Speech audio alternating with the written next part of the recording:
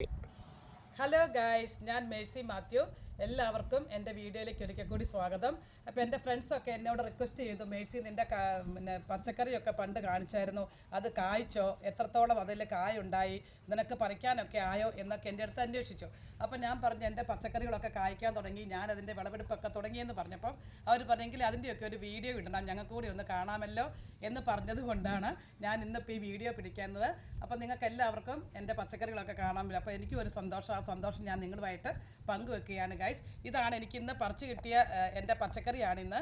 അപ്പോൾ ഞാൻ ഇതിലും ഇനിയും കുറേ പറിക്കാനുണ്ട്. ഇതൊക്കെയാണ് എൻ്റെ പച്ചക്കറികളൊക്കെ. നിങ്ങൾക്ക് കാണാം, ഇതേ പയറൊക്കെ നോക്ക് ഗൈസ്, കായ്ച്ചു കിടക്കുന്നു. ഇതിന്നും ഞാൻ മൂത്ത പയറൊക്കെ പറിച്ചിട്ടുണ്ട്. ഇനി കുറച്ചുകൂടിയൊക്കെ പറിക്കാൻ കിട്ടുന്നുണ്ട്. പിന്നെ ഇവിടെ നോക്ക്, വെണ്ടയ്ക്ക. ഇത് ഞാൻ ഇന്ന് കിട്ടിയ വെണ്ടയ്ക്കയാണ് ഇതെല്ലാം. പിന്നെ ഇവിടെ എല്ലാം ഇനി മൂത്തതൊക്കെ ഞാൻ പറിച്ചു. പിന്നെ ചില വെണ്ടയ്ക്കൊക്കെ ഗൈസ് നോക്ക് മൂത്ത് പോയി. ഞാൻ കാണാണ്ട് കിടന്നപ്പോൾ ഇതൊക്കെ അങ്ങ് മൂത്ത്. ഇതിനി ഞാൻ വിചാരിച്ചു വിത്തിനെടുക്കാമെന്ന് കരുതി ഇട്ടിരിക്കുകയാണ്. പിന്നെ ഇവിടെ കുമ്പളമൊക്കെ ഗൈസ് നോക്ക് പടർന്ന് പന്തലിച്ച് കിടപ്പുണ്ട്. ഇഷ്ടംപോലെ കുമ്പളങ്ങയൊക്കെ വിരിഞ്ഞ് വരുന്നുണ്ട്. ഞാൻ പിന്നെ അതുപോലെ തന്നെ ഇവിടെയും ഈ വെണ്ടയ്ക്കായി ഞാൻ കാണാതെ കിടന്നതുകൊണ്ട് അത് മൂത്ത് പോയി ഗൈസ്, അതുകൊണ്ട് അത് പറിച്ചില്ല. പിന്നെ ഇവിടെയൊക്കെ നോക്ക് ഒത്തിരി കായ്ച്ചൊക്കെ കിടപ്പുണ്ട്. ഞാനിപ്പോൾ ഇതേ നിന്ന് പറിച്ചത് കൊണ്ടാണ് ഇപ്പം നിങ്ങൾക്ക് വിളയൊന്നും അധികം കാണാത്തത്.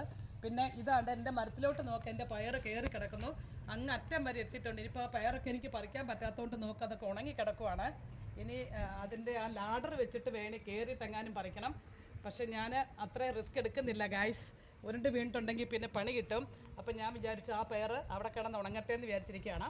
പിന്നെ ഇതെൻ്റെ പേരമരമായിരുന്നു ഗൈസ്, അതേ പേരയ്ക്കൊക്കെ കായ്ച്ച് കിടക്കുന്ന നിങ്ങൾക്ക് കാണാം. പക്ഷെ അതിലോട്ട് ഈ പയറെല്ലാം കൂടെ കയറി ആ പേരനെയൊക്കെ ഞെരുക്കിയിട്ടിരിക്കുകയാണ്.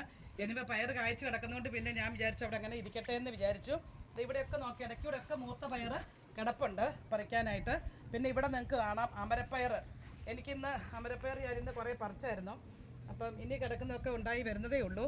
പിന്നെ ഇതാണ് ഗൈസ് എൻ്റെ ഒരു വെണ്ടയും പിന്നെ വേറെ പയർ ഇവിടെയുണ്ട്.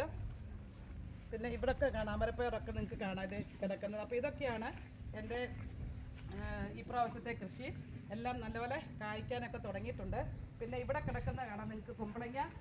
ഇവിടെ ഒരു കുമ്പളങ്ങ മൂക്കാനായി കിടപ്പുണ്ട്. അത് കുറച്ചും കൂടെ ഒന്ന് ചാരം വന്നാലേ നമുക്ക് പറിക്കാൻ പറ്റത്തുള്ളൂ. അതെ, പിന്നെ ഇവിടെ ഒരു സ്ക്വാഷ് കിടപ്പുണ്ട്. ഞാൻ കാണാണ്ട് കിടന്ന് ഇന്നാണ് ഞാനത് കണ്ടുപിടിച്ചത്.